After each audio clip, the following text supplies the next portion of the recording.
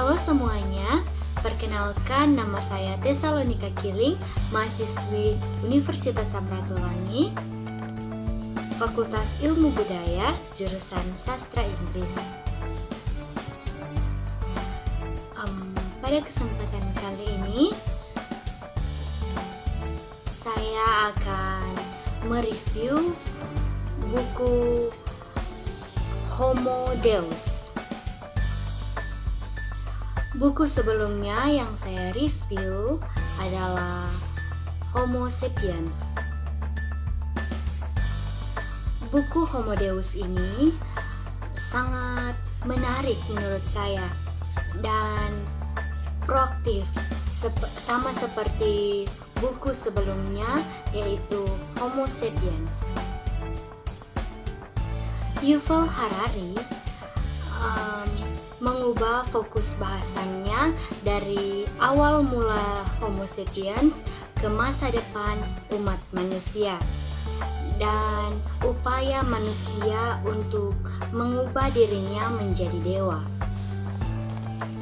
Manusia berhasil melakukan hal yang mustahil dan mengendalikan kelaparan, wabah, serta perang. Dalam buku ini mungkin tampak sulit diterima, tetapi seperti yang Harari jelaskan dalam gaya khasnya, yang menurut saya menyeluruh dan memukau. Teman-teman, saya membaca buku ini kurang lebih selama 1 bulan. Nah, dalam buku ini kelaparan, wabah, dan perang telah berubah dari kekuatan alam yang tak dapat dipahami dan tak terkendali menjadi tantangan yang bisa dikelola. Untuk pertama kalinya, lebih banyak orang mati karena makanan terlalu banyak daripada makanan terlalu sedikit.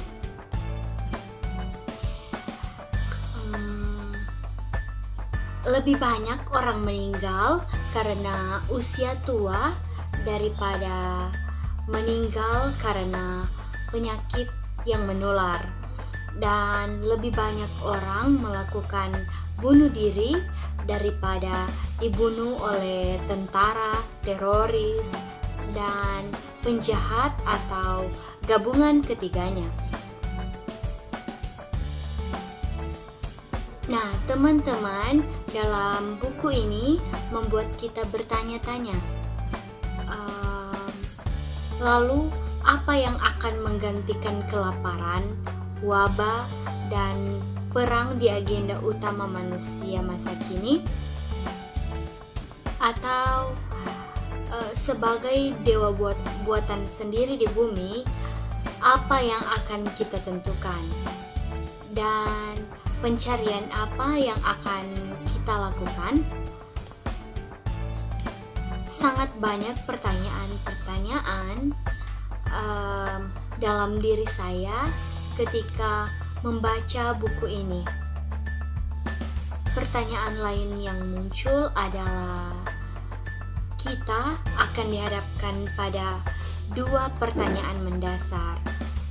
Yang pertama, kemana kita akan pergi dan bagaimana kita melindungi dunia yang rapuh ini dari kekuatan destruktif kita sendiri. Inilah tahap evolusi manusia berikutnya. Inilah buku Homo Deus. Nah, teman-teman, bagian pertama buku ini membahas hubungan antara sapiens dan hewan lain dalam upaya untuk memahami keistimewaan manusia dibanding spesies lainnya. Bagian kedua, buku Homo Deus menelaah kembali dunia yang diciptakan Homo sapiens di milenia terakhir, dan apa saja yang membawa kita ke persimpangan jalan saat ini. Bagaimana dalam keyakinannya Homo sapiens menjadi percaya bahwa alam semesta berputar di sekitar manusia dan manusia adalah sumber dari semua makna dan otoritas. Apa implikasi ekonomi, sosial, dan politik dari fenomena semua ini? Bagaimana hal-hal tersebut membentuk kehidupan sehari-hari dan cita rasa seni kita, serta keinginan kita yang paling rahasia. Pada bagian ketiga dari buku ini menelaah kembali hal-hal yang akan terjadi di awal abad ke-21. Berdasarkan pemahaman yang jauh dalam tentang umat manusia dan keyakinan manusia. Semuanya akan menggambarkan keadaan kita saat ini dan kemungkinan di masa depan. Bagaimana pencarian untuk keadilan, pencarian untuk keabadian, kebahagiaan, dan keilahian mengguncangkan fondasi keyakinan kita dalam kemanusiaan. Apa tanda-tandanya? Jika humanisme memang akan hilang dari keyakinan umat manusia, apa yang mungkin terjadi? Opini dalam buku ini sama seperti buku pertamanya, yaitu Sapiens: The Brief History of Humankind. Harari juga memiliki kemampuan yang luas dalam membuka topik bahasan Homo Deus. Narasinya yang menggiring arah pemikiran kita tak jarang diakhiri dengan kalimat pertanyaan untuk memancing lebih banyak lagi rasa keingintahuan dan fokus yang mendalam. Terdapat dalam halaman 22 dan 23. Narasinya yang luas dan kadang lucu. Analoginya juga cerdas. Selain fakta-fakta ilmiah, Harari juga mengaitkan pemaparannya yang sukar dibantah dengan berbagai sudut pandang sebuah paham atau religi.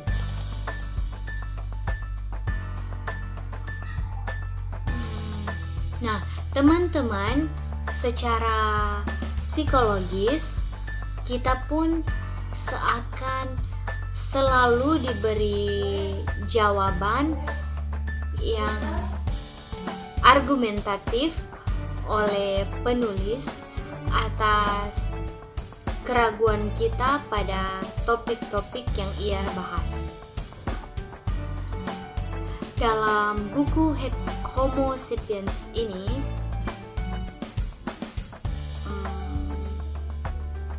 jelas dimaksudkan bukan sebagai buku yang berisi ramalan masa depan, tetapi lebih menyerupai gambaran kemungkinan yang akan terjadi di masa depan.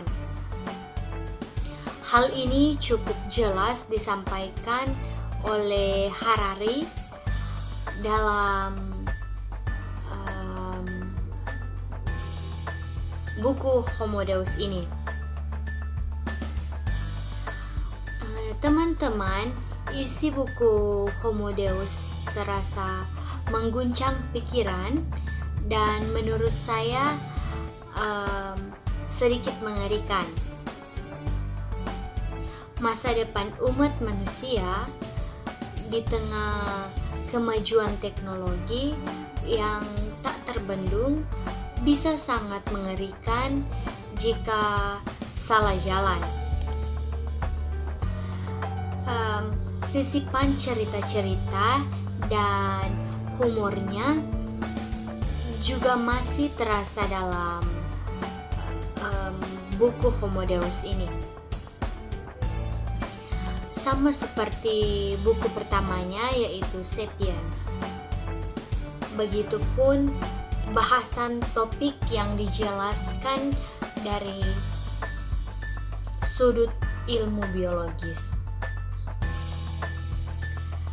Apa yang disampaikan Harari menyadarkan kita akan kemungkinan masa depan umat manusia.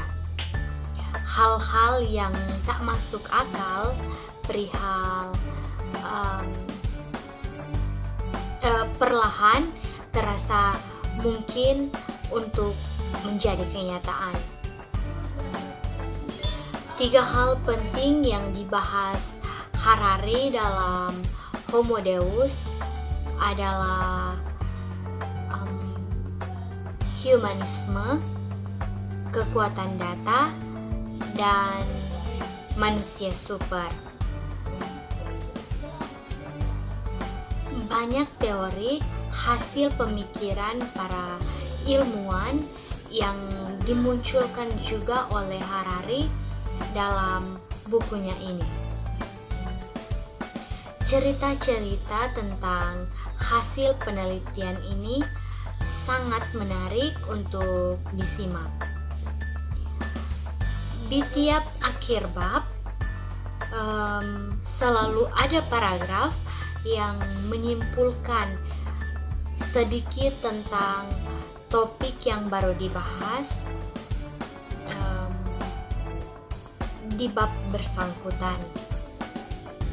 Ditambah informasi topik yang akan dibahas di bab selanjutnya. Bagian terbaik lainnya dari buku Homo Deus ini adalah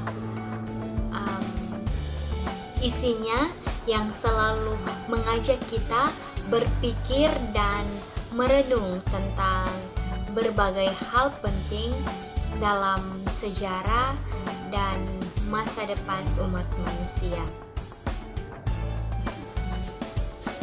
Bagi saya, buku kedua Yuval Noah Harari ini sama bagusnya dengan buku pertama, yaitu Sapiens. Gaya menulis Harari yang cerdas, hidup, sederhana, humoris, dan mampu memprovokasi pembaca adalah modal utamanya dalam menarik begitu banyak pembaca. Hingga ide-ide inti yang ia sampaikan di Homo Deus bisa diterima oleh banyak orang. Meski hampir setengah bab dalam buku sebenarnya semacam pengulangan buku Sapiens. Buku Homo Deus tetap tidak kehilangan esensinya karena fokus bahasannya yang berbeda dengan buku pertama. Sapiens membahas histori umat manusia. Homo Deus membahas prediksi masa depan manusia. Tapi hati-hati bagi yang tidak tahu ini. Mungkin saja akan merasa kecewa karenanya. Soal benar tidaknya masa depan kita umat manusia akan seperti apa yang diprediksi oleh Harari itu tidak menjadi soal, sebab seperti yang Harari sampaikan, justru aksi saat inilah yang terpenting bagi kita semua, agar jangan sampai umat manusia di masa depan mengalami kehancuran. Teman-teman, apa saja yang harus kita lakukan? Itu semua juga diberikan gambaran solusinya oleh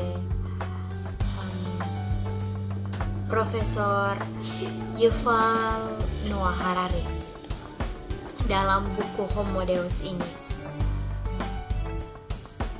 Saya rekomendasikan buku ini untuk pembaca yang mencari buku referensi tentang masa depan umat manusia. Juga bagi teman-teman yang mencari buku tentang kemajuan teknologi, khususnya artificial intelligence, atau tentang manusia super dan kekuatan data. Itu semua yang dibahas secara ilmiah dan dari berbagai bidang ilmu, diantaranya biologi dan histori, dilengkapi dengan gambar penunjang. Selain itu, teori ilmiah beserta perdebatannya. Semua informasi bersumber dari data yang benar.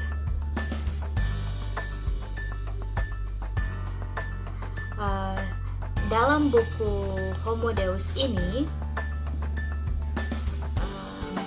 Yuval Harari juga menggunakan gaya bahasa yang santai dan luas, sehingga enak untuk dibaca dan menurut saya mudah untuk dipahami. Menurut saya, semua buku memiliki pesan yang penting untuk kita umat manusia, termasuk buku Homo Deus karya Yuval Noah Harari ini. Dan menurut saya, buku ini sangat memukau karena penulis buku ini juga sangat cerdas dan penuh wawasan tajam. Dan menurut saya, Homo Deus ini juga akan menunjukkan pembaca serta memberikan hiburan. Dan yang terpenting, buku ini akan membuat Anda berpikir dengan cara yang tidak pernah Anda pikirkan sebelumnya. Seperti saya juga mengalami hal tersebut. Jadi teman-teman, saya sarankan untuk membaca buku ini. Saya ucapkan terima kasih kepada teman-teman yang sudah menonton video ini. Semoga terhibur dan sekali lagi terima kasih. Sampai jumpa.